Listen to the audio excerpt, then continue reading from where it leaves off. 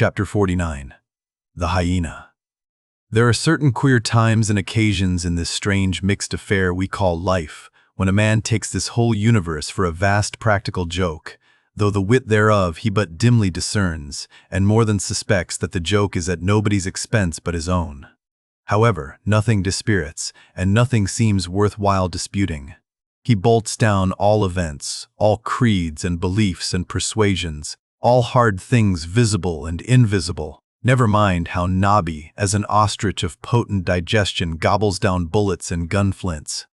And as for small difficulties and worryings, prospects of sudden disaster, peril of life and limb, all these, and death itself, seem to him only sly, good-natured hits, and jolly punches in the side bestowed by the unseen and unaccountable old joker. That odd sort of wayward mood I am speaking of comes over a man only in some time of extreme tribulation.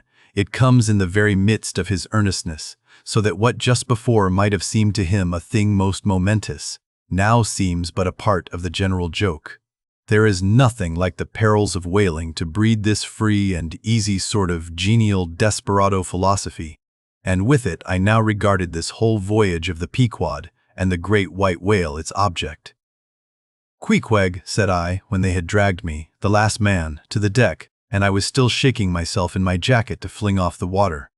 "Queequeg, my fine friend, does this sort of thing often happen?"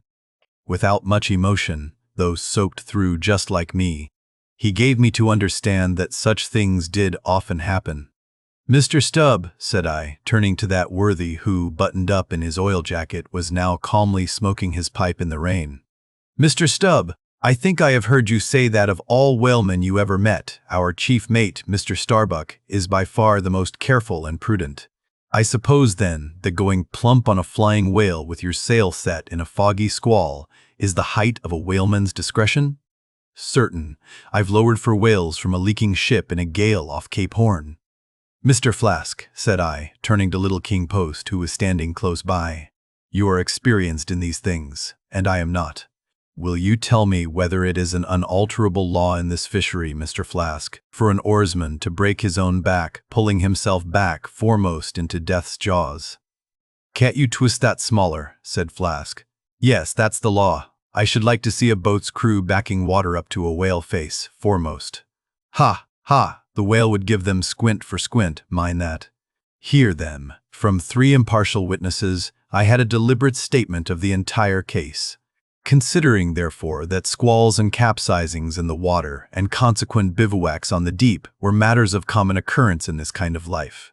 Considering that at the superlatively critical instant of going on to the whale, I must resign my life into the hands of him who steered the boat.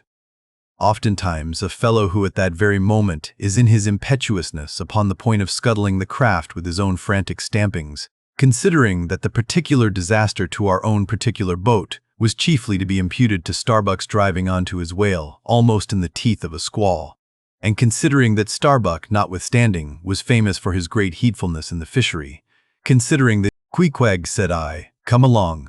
You shall be my lawyer, executor, and legatee." It may seem strange that of all men sailors should be tinkering at their last wills and testaments, but there are no people in the world more fond of that diversion. This was the 4th time in my nautical life that I had done the same thing. After the ceremony was concluded upon the present occasion, I felt all the easier. A stone was rolled away from my heart. Besides, all the days I should now live would be as good as the days that Lazarus lived after his resurrection. A supplementary clean gain of so many months or weeks as the case might be. I survived myself. My death and burial were locked up in my chest. I looked round me tranquilly and contentedly, like a quiet ghost with a clean conscience sitting inside the bars of a snug family vault.